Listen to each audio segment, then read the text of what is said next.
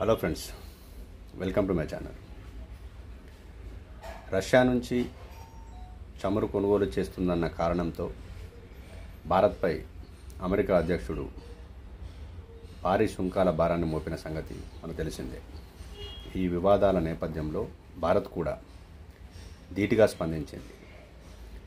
దేశంలోని రైతుల ప్రయోజనాలే తమకు ముఖ్యమని స్పష్టం చేసింది.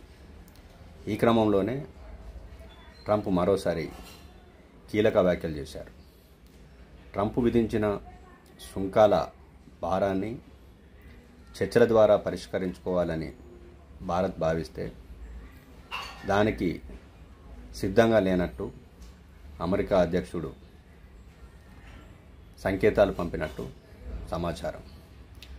తాజాగా ఆయన ఓవల్ కార్యాలయంలో ఓ వార్తా సంస్థ అడిగిన ప్రశ్నకు సమాధానం ఇస్తూ టారిఫ్ల వివాదం పరిష్కారం అయ్యే వరకు భారత్తో ఎలాంటి వాణిజ్య చర్చలు ఉండవని కుండబద్దలు కొట్టారు.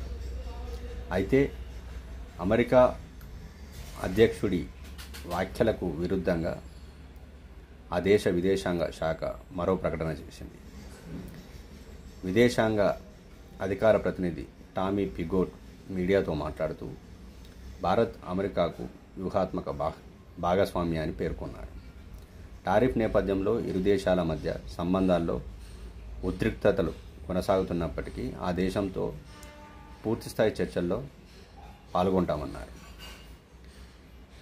వాణిజ్యం, రష్యా నుంచి చమురు కొనుగోలు వంటి విషయాల్లో ట్రంప్ స్పష్టంగా ఉన్నారన్నారు. దానికి ప్రతిస్పందనగానే ట్రంప్ నేరుగా చర్యలు తీసుకున్నారన్నారు.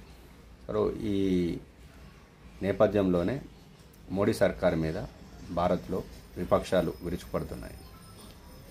అమెరికా అధ్యక్షుడిగా పోటీ చేస్తున్న ట్రంప్కు మద్దతుగా మోడీ ప్రచారం చేసిన సంగతి మనకు తెలిసిందే. అప్పుడు అబ్ కీ బార్ ట్రంప్ సర్కార్ అని అంటే దానికి భిన్నంగా అమెరికా ఓటర్లు తీర్పిచ్చారు.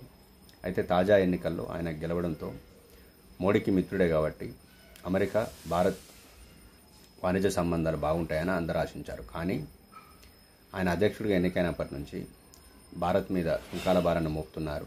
భారత్కు వ్యతిరేక నిర్ణయాలు తీసుకుంటున్నారు.